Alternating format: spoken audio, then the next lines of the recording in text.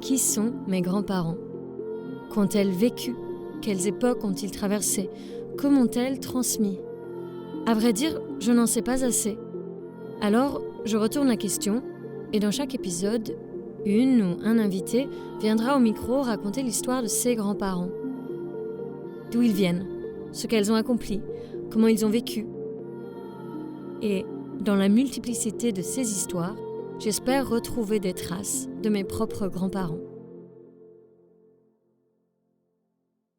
Il y a un mot qui me pose souvent question, métisse. Il arrive parfois, du fait de mes différentes origines, qu'on me dise « je suis métissée ». Je n'arrive pas à savoir si je rentre dans cette case. Même les dictionnaires ne sont pas complètement d'accord. Dans le dictionnaire Larousse, métissé est défini comme qui est issu de l'union de deux personnes d'origine ethnique différente. Peut-être que pour moi, ça passe. Par contre, dans le Robert, métisse est défini comme dont les parents sont de couleurs de peau différentes. Or, les couleurs de peau de mes parents sont très similaires. Alors j'ai voulu creuser les identités métisses avec quelqu'un qui l'est, de manière indéniable, et qui en parle volontiers. Lauriane. À vrai dire, je savais déjà qu'elle avait une forte relation avec ses grands-mères, parce que je l'avais déjà entendu parler de l'une de ses grands-mères, Nathalie, dans le podcast Modèle phare. Aujourd'hui, nous allons rendre hommage à ces deux grands-mères, l'une blanche et picarde, et la seconde noire et martiniquaise.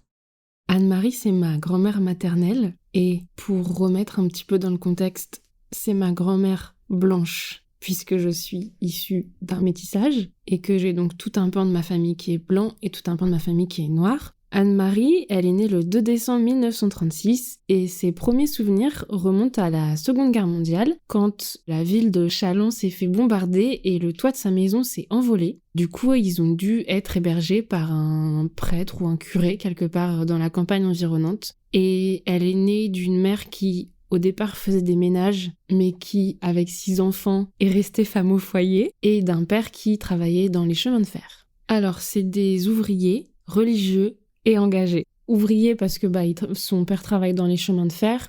Religieux parce qu'on est quand même encore en campagne en France et dans une époque où la religion a une très grande place. Dans la famille de ma grand-mère, ils sont 6 enfants. Sur les 6, il y en a 3 qui sont dans les ordres. Ils vont tous à la messe. C'est avec ma grand-mère maternelle que j'ai eu une éducation religieuse, que j'ai vécu ma première messe de Noël. Donc pour elle, tout tourne autour de la religion. Et ils sont engagés aussi parce que le fait que son père soit dans les chemins de fer fait qu'il est rentré très tôt dans la résistance. Elle a côtoyé des résistants, elle a côtoyé aussi du coup des soldats américains qui ont été aidés et des gens qui s'évadaient des camps. Ils se cachaient dans les wagons des trains, qui étaient majoritairement des trains de marchandises ou même des trains de passagers. Avec la complicité des gens qui travaillaient dans les chemins de fer, ils pouvaient partir vers d'autres contrées. Son père et son grand frère, qui s'appelle Étienne, qui est le premier, ils sont tous les deux très impliqués dans la résistance et toute la famille du coup l'est aussi parce que la famille s'occupe des personnes qui sont recueillies et par exemple le grand frère de ma grand-mère a secouru un pilote américain. C'était donc l'année de la libération, 44 ou 45, et donc c'était la première fois que ma grand-mère voyait un noir. Donc il y a la fin de cette guerre, et puis un accident qui n'a rien à voir avec la guerre, mais qui joue un très grand rôle dans la vie de ma grand-mère. Le grand frère de ma grand-mère, Étienne, qui était prêtre, il est mort dans un accident de moto, alors qu'il était en train de revenir ou d'aller à une messe en pleine campagne. Quasiment tout de suite après, il y en a 2 qui s'engagent vraiment dans les ordres, dont Tante Reine, qui est toujours en vie, qui est bientôt centenaire, et qui, elle, s'engage dans les ordres alors qu'elle est même pas encore majeure. Et pour expliquer à quel point cette mort a eu un impact sur ma grand-mère, son premier fils s'appelle Étienne. Je pense que dans l'engagement, d'ailleurs, de façon générale, c'est quelque chose qui est très présent dans cette famille et qui est une façon de réagir aux événements tragiques.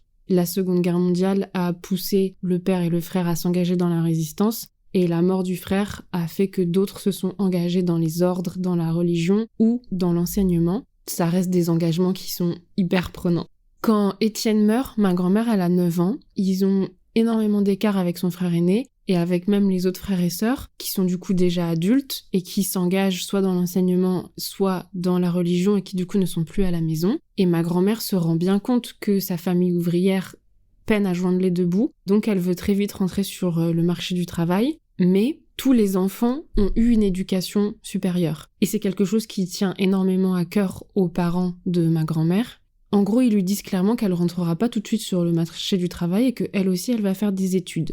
Et du coup, ma grand-mère a décidé de ne pas travailler l'anglais à l'école pour être sûre d'échouer à son bac et du coup pouvoir partir travailler.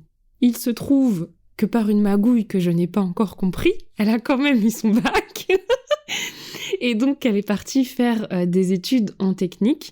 Et comme je le disais auparavant, l'enseignement étant hyper présent au sein de cette famille, elle va décider de devenir professeure dans le technique.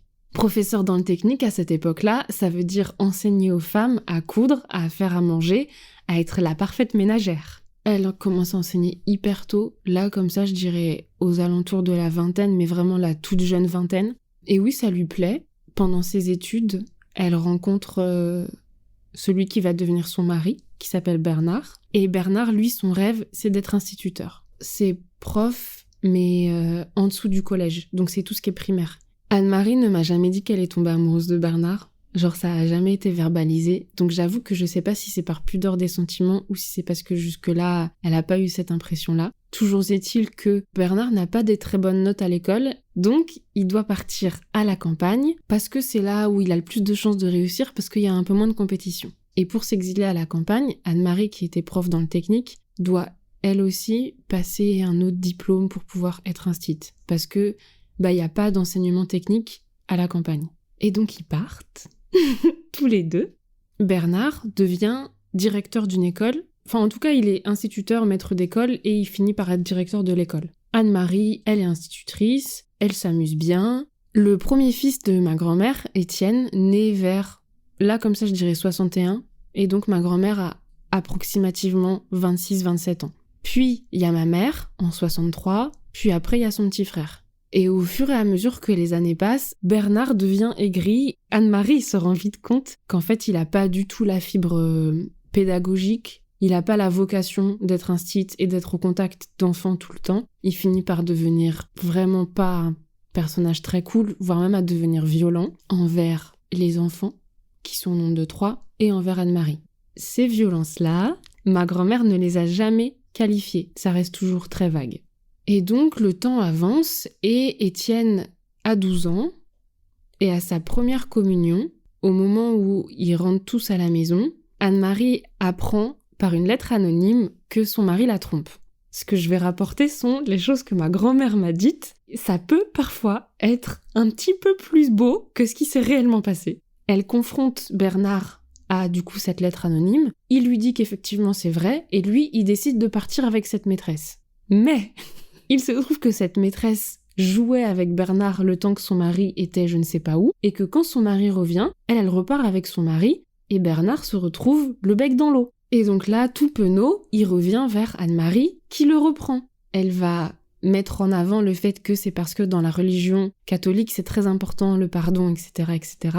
Ma mère dirait plus que c'était pour ne pas perdre la face et toujours pouvoir montrer cette image de femme mariée. Voilà les deux versions que moi j'ai. Et puis, pas très longtemps après, les tromperies recommencent, donc ils finissent par se séparer. Le mot est bien séparer, parce que elle a pas divorcé tout de suite pour ne surtout pas être une femme divorcée. Elle a divorcé hyper tard, genre il y a 5 ans alors qu'on est en 2020. Et comme ils se séparent à ce moment-là, Anne-Marie est directrice de l'école. Elle vit majoritairement avec les enfants qui voient quand même leur père. Et puis voilà, les enfants grandissent, ils finissent par partir, ma grand-mère arrête d'enseigner, se met à la retraite et se met à faire des associations. Bernard, il est sorti de la vie de la famille, je crois que j'avais même pas 10 ans, parce que ma mère trouvait ça important qu'on ait un lien avec notre grand-père, donc elle se forçait un peu à aller le voir, malgré le fait que je pense vraiment qu'elle le déteste et qu'on parle vraiment d'une relation de haine, mais malgré ça, elle voulait quand même qu'on ait un lien. Et puis... il y a un jour où on était chez lui, il avait un parquet super bien ciré et un petit tapis sur ce parquet. et mon frère s'amusait à faire des glissades en utilisant le petit tapis comme un surf sur le parquet. Et ça a énormément énervé Bernard, qui a élevé le ton et attrapé mon frère de façon extrêmement serrée autour du bras. Et ça a mis ma mère dans une rage folle. Et puis ma mère a dit que si il acceptait pas ses enfants, elle ne le revoyait pas non plus. Et on l'a jamais revu. Du coup, l'image qu'on en a, elle est pas très reluisante. Donc il manque pas vraiment à notre vie. Anne-Marie, aujourd'hui, elle occupe son temps dans les associations énormément. Et puis avec ses amis, avec les activités de la paroisse, parce que la religion ne l'a pas quittée, qu'elle continue à être très investie dans la vie de sa paroisse. On a l'habitude de rigoler dans la famille parce que ma grand-mère est tellement occupée que parfois elle paraît plus occupée que nous, alors que nous on a des emplois. Donc ça nous fait beaucoup rire.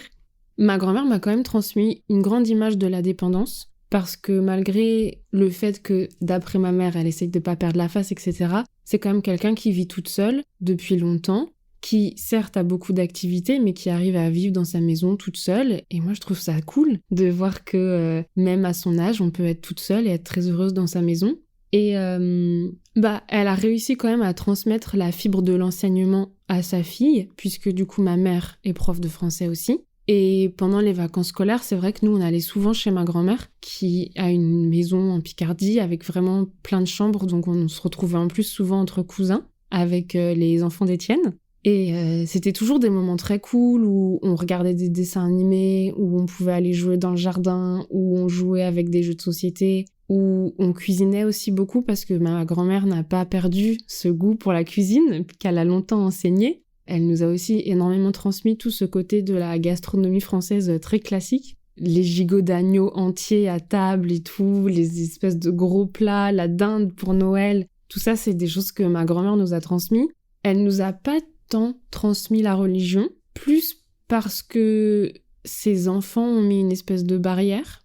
Mais elle est toujours là, même encore actuellement. Si on a des questions sur la religion, elle est ravie d'y répondre avec nous.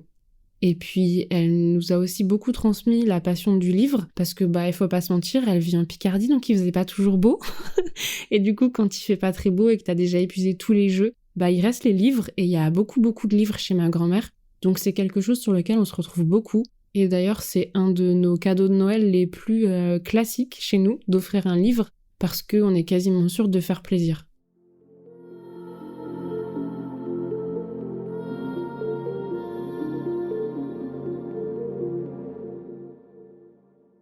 Et puis, c'est devenu presque une tradition de faire Noël avec ma grand-mère, parce que du coup, on mangeait trop bien. Et puis, ça nous permettait d'être avec notre grand-mère, parce que mon autre grand-mère, elle, c'était un peu plus compliqué de la voir pour Noël, parce que mon autre grand-mère, qui s'appelle donc Nathalie, elle vit à la Martinique. Nathalie, elle est née le 27 juillet 1933. Elle est née à Saint-Martin, à la Martinique. Et elle naît dans une famille où sa mère est sage-femme et son père est absent. Je sais que c'est pas une profession, mais c'est ce qui le qualifie de mieux.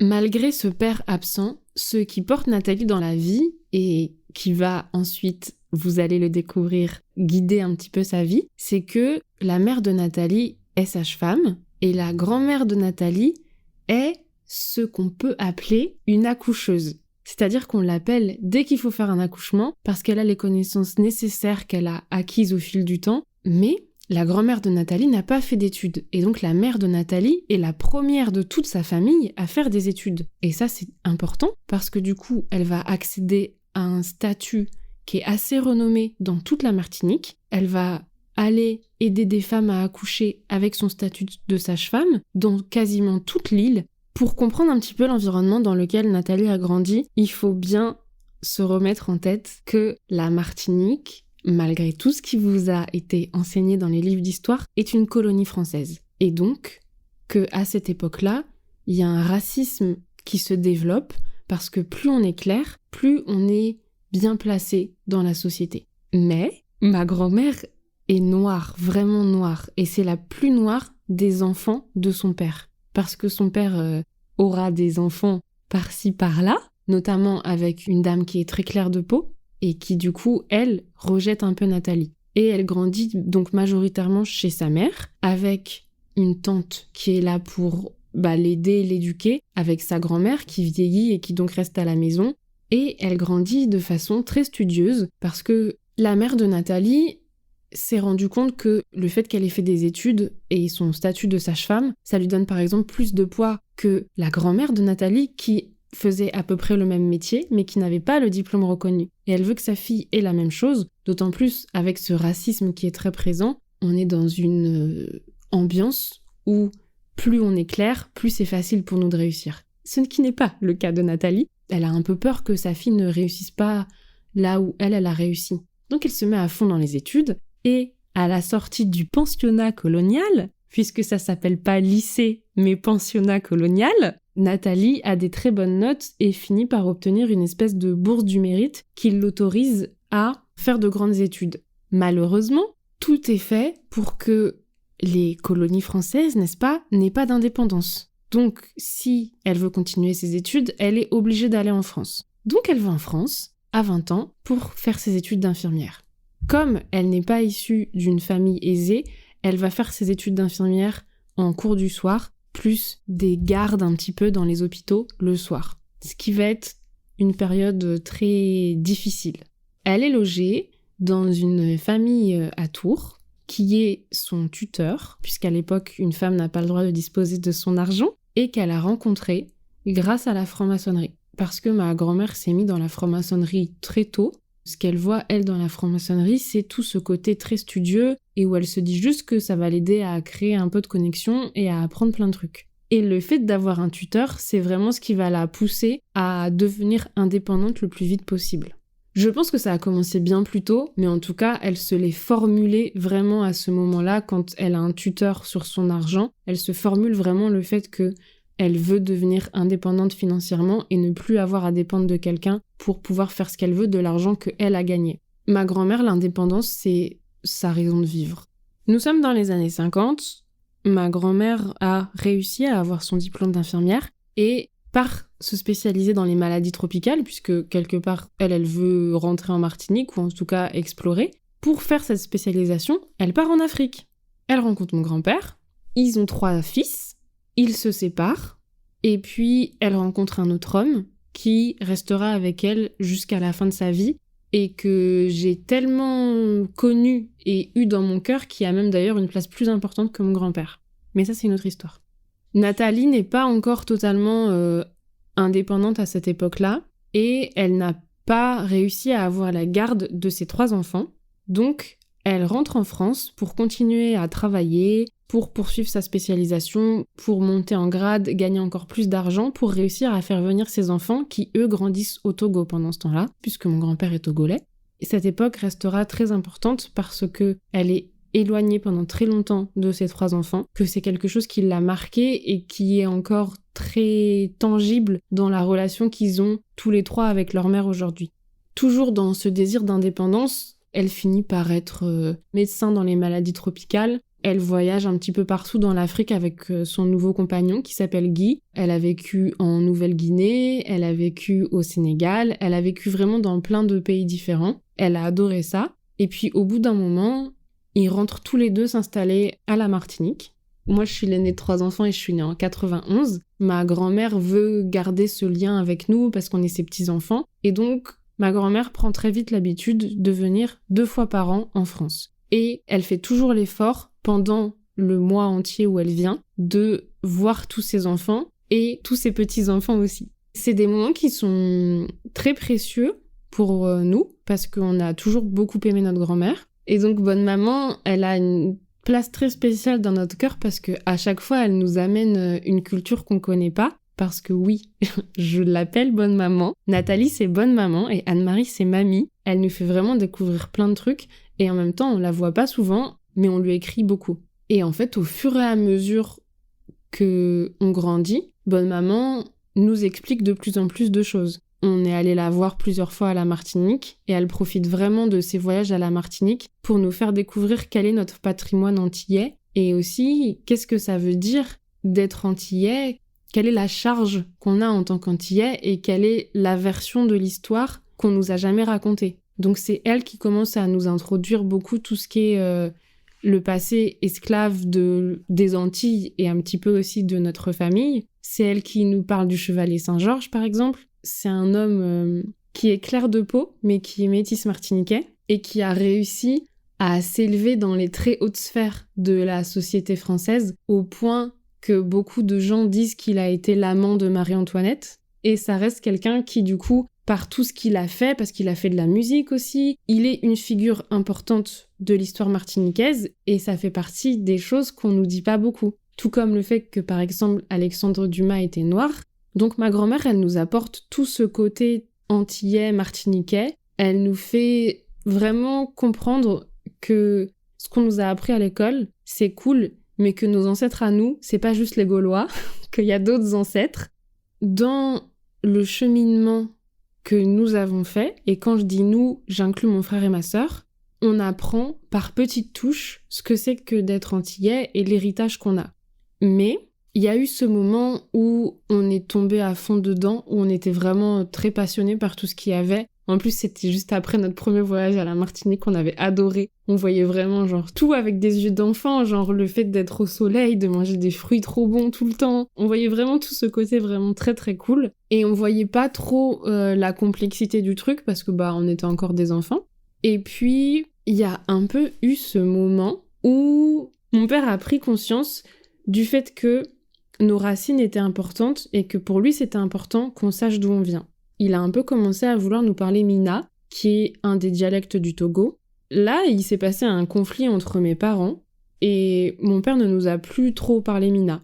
Et de ce fait, au moment où on est parti à la Martinique, on a demandé explicitement à ma grand-mère de nous apprendre le créole et ça n'a pas été très bien reçu parce que on lui a enseigné à l'école que c'était pas correct de parler le créole, que c'était un peu la langue des esclaves et que c'était une langue qu'il fallait pas mettre en avant. Du coup, on n'a jamais appris à parler créole.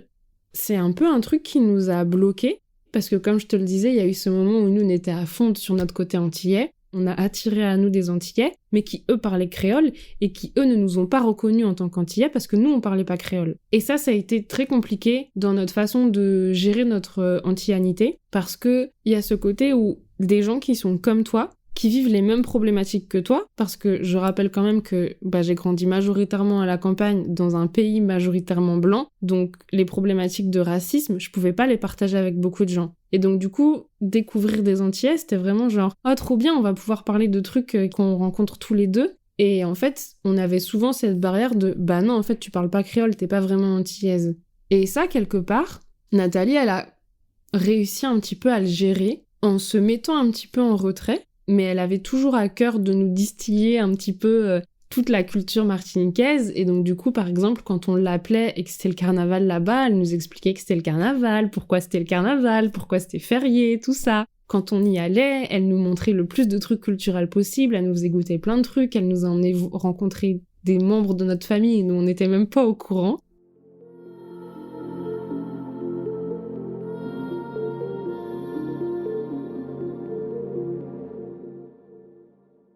À l'heure actuelle, elle continue à fond d'être dans la transmission.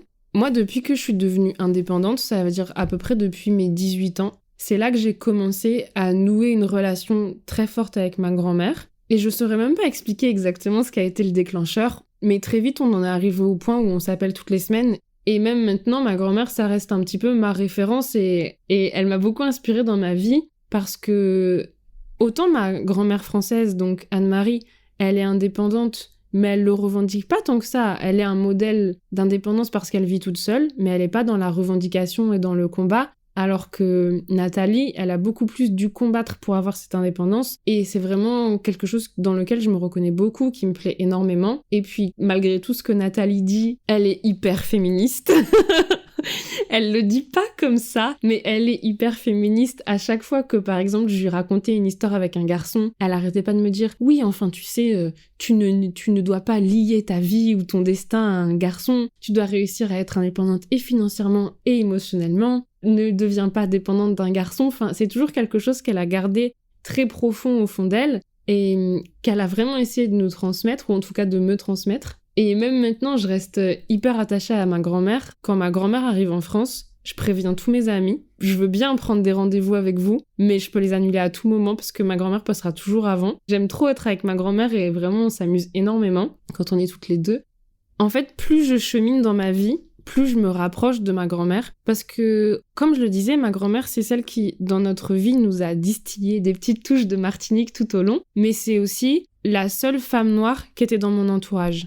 Toute ma famille paternelle, c'est que des garçons, et j'avais pas ce côté femme noire, j'avais vraiment que la vision de la femme blanche, et ça m'a pas dérangé plus que ça pendant très longtemps. Mais il y a vraiment eu ce côté où j'ai eu besoin à un moment de me retrouver, de comprendre qui j'étais. Et c'est là que d'avoir ma grand-mère à côté, qui était une femme noire, qui réussissait quand même, qui était une femme capable de vivre dans le monde d'aujourd'hui et de pouvoir revendiquer tout son héritage culturel et sa différence sans pour autant être dans la confrontation. Parce que la femme noire aujourd'hui a cette espèce de réputation de c'est soit elle est hyper sexualisée, soit c'est vraiment genre la femme noire qui est tout le temps en colère, qui parle fort, qui est tout le temps très véhémente, ou qui est une espèce de femme forte un peu idéalisée. Et au milieu de ça, il y a ma toute petite grand-mère qui est genre une femme noire hyper instruite, qui a vraiment un avis sur énormément de choses, qui s'intéresse à plein de trucs, qui est hyper cultivée, et qui arrive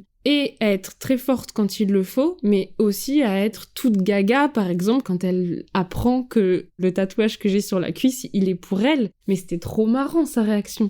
Parce que de base, elle est contre les tatouages, et elle l'a vu, elle m'a fait « Oh, c'est énorme, c'est super noir et tout, et puis qu'est-ce que ça représente ?» Et donc là, je lui explique que, en gros, c'est un espèce de gros mandala, et au milieu, il y a la fleur du flamboyant, qui est l'arbre emblème de la Martinique. Et sur tout le tour, il y a des fleurs de bougainvillier, qui est la fleur préférée de ma grand-mère. Et quand je lui ai dit ça, elle était trop émue. Je me suis fait d'autres tatouages, et un jour où mes oncles ont découvert que j'étais vraiment tatouée, et elle leur a vraiment dit qu'ils avaient le droit de critiquer tous les autres tatouages, sauf celui qui est sur ma cuisse. C'est vraiment sa manière de montrer ses petits sentiments et de montrer qu'elle est trop touchée. Mais en même temps, elle le met pas trop en avant, donc elle me fait énormément rire. Ce qui est très cool avec ma grand-mère, c'est qu'elle reste ouverte à beaucoup de choses et que même si je pense que elle-même a dû se forger une image de femme forte pour résister à toutes ces épreuves et tout ça, déjà elle reste hyper modeste, donc elle te dira jamais je suis une femme forte. Elle te dira bah non, mais c'est ce que j'ai dû faire pour vivre, ou bah non, mais c'est la vie, il a fallu rebondir. Et puis moi je suis pas du tout dans ce truc d'être une femme forte et j'hésite pas à pleurer, par exemple. C'est hyper facile de me faire pleurer encore plus devant un film. Et il y avait ce moment où, justement, elle nous montrait Le Chevalier Saint-Georges, un film sur le Chevalier Saint-Georges, et il y avait un moment qui était triste, donc j'ai pleuré. Et ma grand-mère, elle était là, oh, quand même. Et je lui dis, bah, est-ce que je devrais avoir honte de mes larmes ? Et elle me dit, ben, c'est pas très classe. Et j'ai dit, ok, mais est-ce que là, je suis obligée d'être classe ? Et il y a eu un blanc. Elle apprend avec moi aussi en même temps que, certes, il fallait peut-être qu'elle soit forte quand elle a grandi, mais que dans ma génération, on a moins besoin d'être cette espèce de femme forte, impénétrable, que rien ne touche, etc. Je trouve ça très cool aussi parce que elle va toujours se moquer de moi quand je suis triste ou quand j'ai peur d'un truc, mais en même temps, elle va toujours être là pour m'aider, pour me soutenir et pour me dire « Ok, vas-y, c'est pas grave ». Et en même temps, elle valorise aussi ma sensibilité. Et du coup, c'est très drôle parce que même si elle s'autorise pas forcément à quitter un peu parfois cette carapace de femme forte, elle me l'autorise à moi et on a l'impression qu'elle le vit un peu mieux quand moi je me l'autorise.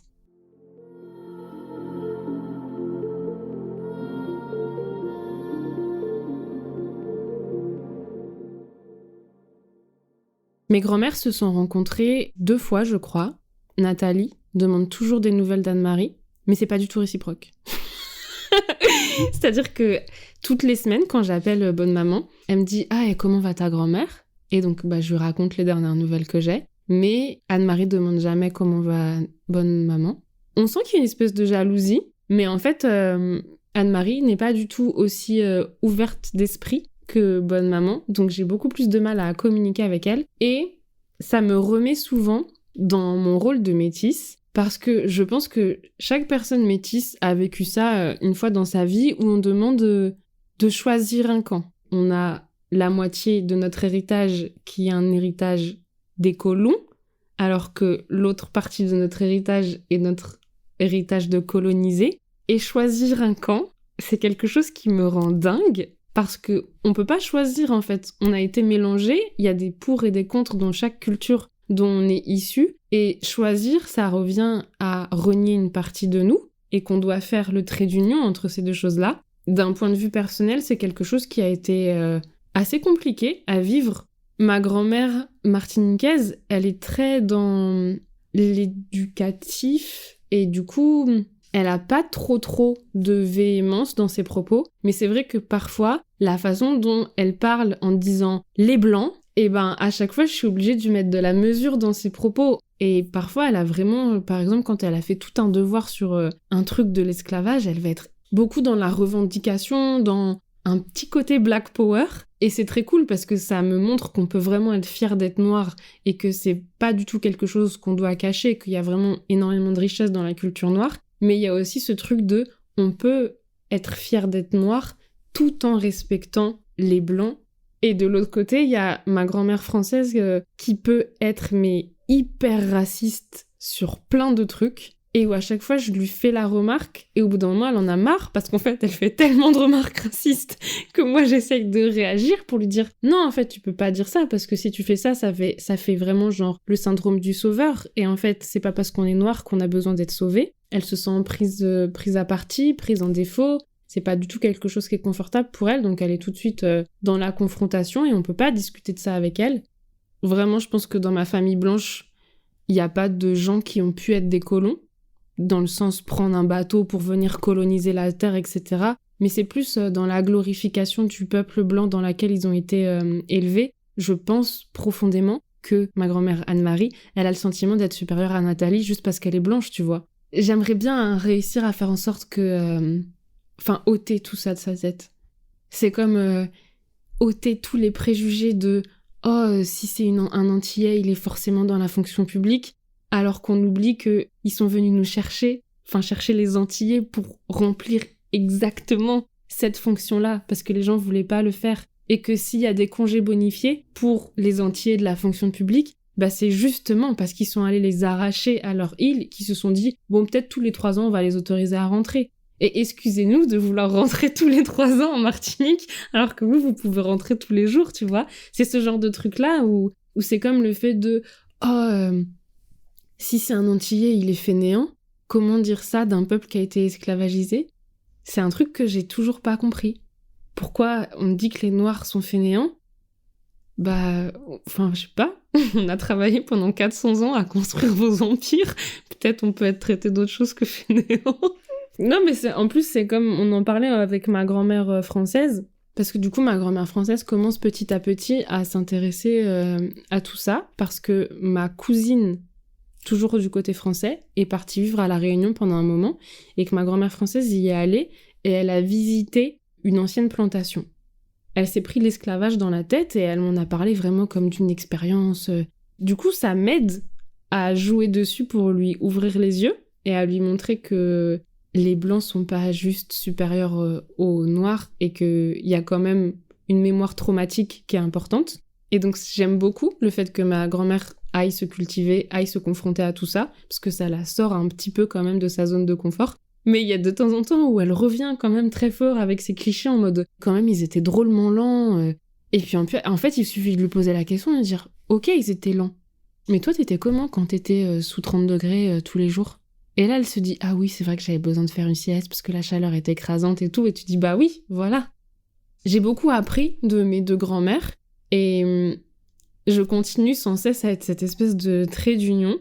En fait, j'aimerais bien ouvrir les yeux de mes grands-mères, et c'est peut-être un peu utopiste de se dire ça, parce que vu l'âge qu'elles ont, elles peuvent rester sur leur position et se dire « je m'en fous, c'est comme ça que je pense ». Si j'arrive à faire en sorte que mes grands-mères, elles ouvrent un petit peu les yeux et qu'elles soient un tout petit peu plus tolérantes sur l'autre camp, peut-être que je peux réussir à le faire au niveau du monde, tu vois. C'est un rêve un peu fou, mais pourquoi pas.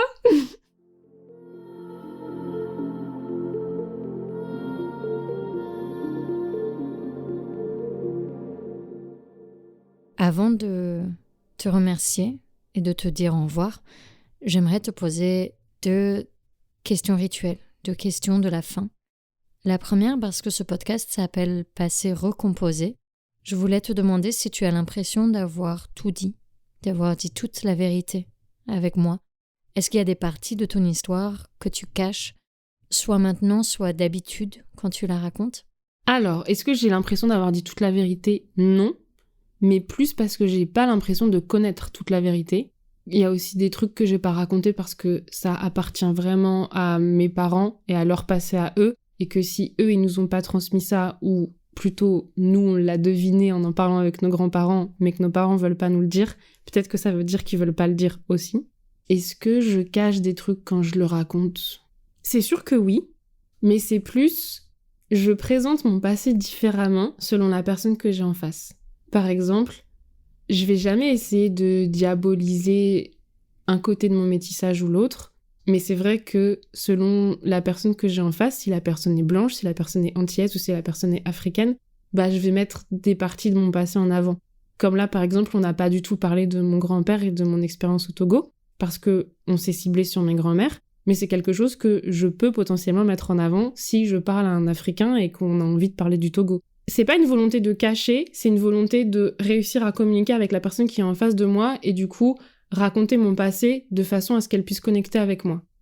Et la deuxième question que j'aimerais te poser, c'est si tu avais un grand pouvoir, une baguette magique, si tu avais la possibilité de changer quelque chose dans l'histoire de tes grands-parents, dans leur vie, est-ce que tu changerais quelque chose? Aussi horrible que ça puisse être, je pense que je changerais rien, parce que si je change quelque chose, c'est plus mes grands-parents, parce que c'est plus genre les personnes que je connais maintenant. Si j'enlève l'esclavage, j'existe pas. Si j'enlève la Seconde Guerre mondiale, est-ce que ma grand-mère raconte Bernard? Je ne sais pas. Donc, j'aimerais bien enlever toutes les haines et toutes les guerres du monde, mais ça forge tellement l'humanité que je sais même pas si je le ferais. Je crois que le seul truc que je changerais dans le passé, c'est juste enlever un petit peu d'esprit obtus chez chacune de mes grand-mères et d'ajouter un petit peu plus d'objectivité pour leur ouvrir un peu plus les yeux et qu'elles soient plus en mode découverte plutôt que fermées sur leur position. Mais en même temps, je dis ça et si ça se trouve, quand moi j'aurai leur âge, je serai grave une grand-mère acariâtre fermée sur mes positions. Donc je préfère même pas parler. J'enlèverai rien du tout.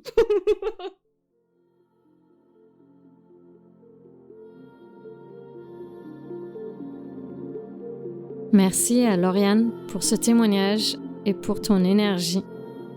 Si vous voulez réentendre Lauriane parler de sa relation avec Nathalie, je vous renvoie vers le premier épisode du podcast Modèle phare par l'Aristide. Elle a aussi parlé de sa relation à la Martinique dans le podcast Le Moicast et plus spécifiquement dans l'épisode 10 qui s'appelle Andy Lauriane, avoir des racines multiples. Un vrai régal cet épisode d'ailleurs. Dans le prochain épisode, nous allons parler à Juhi, une adoptée, qui va venir nous raconter sa relation avec ses grands-parents, les adoptifs qu'elle a connus, et aussi les biologiques qui sont quasiment inaccessibles. Merci à vous, auditrices, qui sont la raison pour laquelle Passé recomposé existe. Pour ne rater aucun épisode, n'oubliez pas de vous abonner sur votre plateforme d'écoute préférée et de nous suivre sur Instagram et Twitter. Vous pouvez aussi soutenir Passé recomposé via le Tipeee. Chaque euro peut aider d'une manière ou d'une autre. Un grand merci à Laura Bois du podcast Môme pour le montage. Laura est une personne à suivre, elle fait de belles choses. Merci pour votre écoute et à bientôt.